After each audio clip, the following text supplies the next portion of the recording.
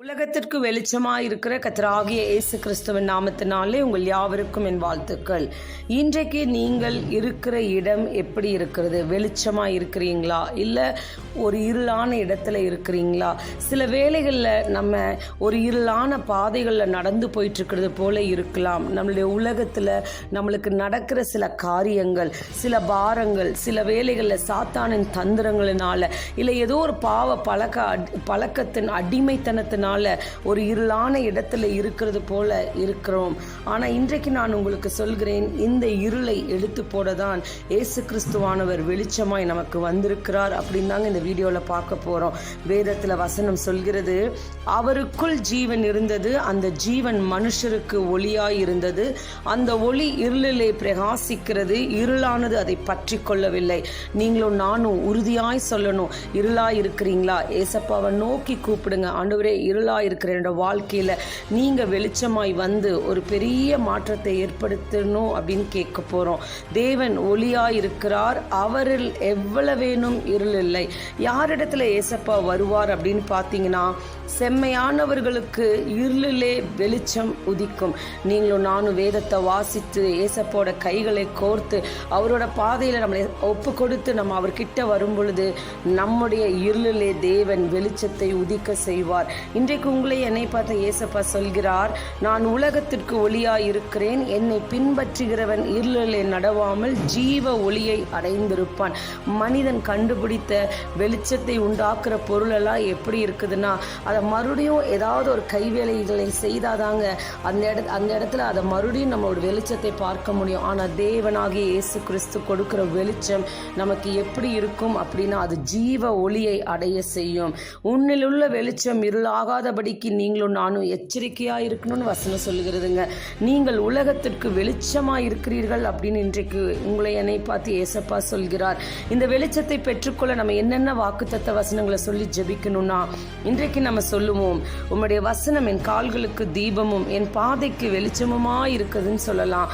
தேவரீர் என் விளக்கை ஏற்றுவீர், என் தேவனாகிய கர்த்தர் என் இருளை வெளிச்சமாக்குவார் அப்படின்னு உறுதியாய் சொல்லுங்க.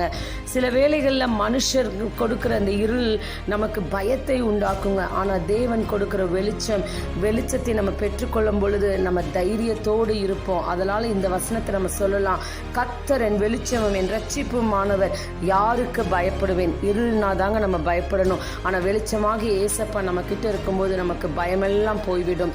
சங்கீதம் 6:4 படி, கர்த்தாவே உம்முடைய முகத்தின் ஒளியை எங்கள் மேல் பிரகாசிக்க பண்ணும்னு சொல்லுங்க.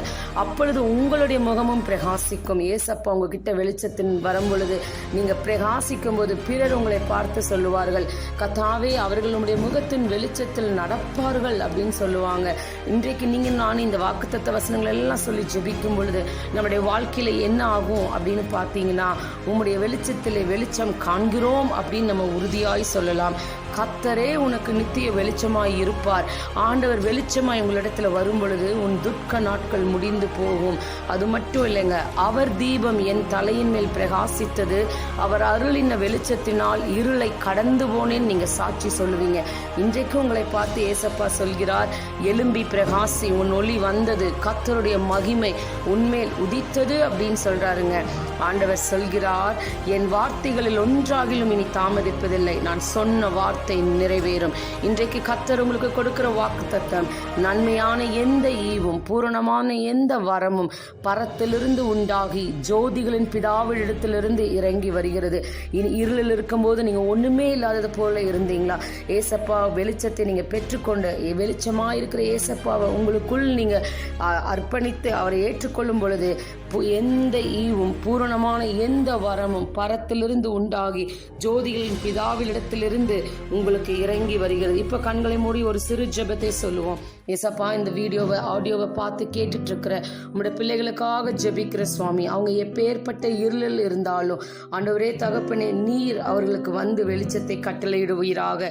ஆண்டவரே தகப்பனே, நீர் அவர்களுக்கு ஜீவனை தந்து, ஆண்டவரே உம்முடைய ஒளியை அவர்களுக்கு தந்து, ஆண்டவரே அவர்கள் செம்மையான வழிகளில் நடக்க தேவன் கிருபை தாங்க.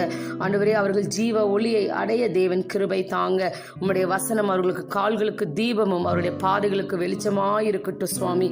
ஆண்டவரே இவர்களுடைய எல்லா இருளையும் தேவரீர் வெளிச்சமாக்குங்க. இனி இவங்க யாருக்கும் பயப்படக்கூடாது சுவாமி.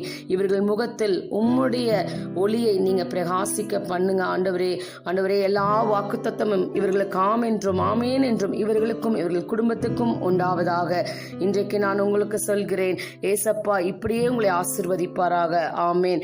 இன்றைக்கு தேவன் உங்களுக்கு கொடுக்கிற வாக்குத்தத்தம், நன்மையான எந்த ஈவும் பூரணமான எந்த வரமும் பரத்திலிருந்து உண்டாகி ஜோதிகளின் பிதாவினிடத்திலிருந்து உங்களுக்கு இறங்கி வருகிறது. ஆமேன். God bless you.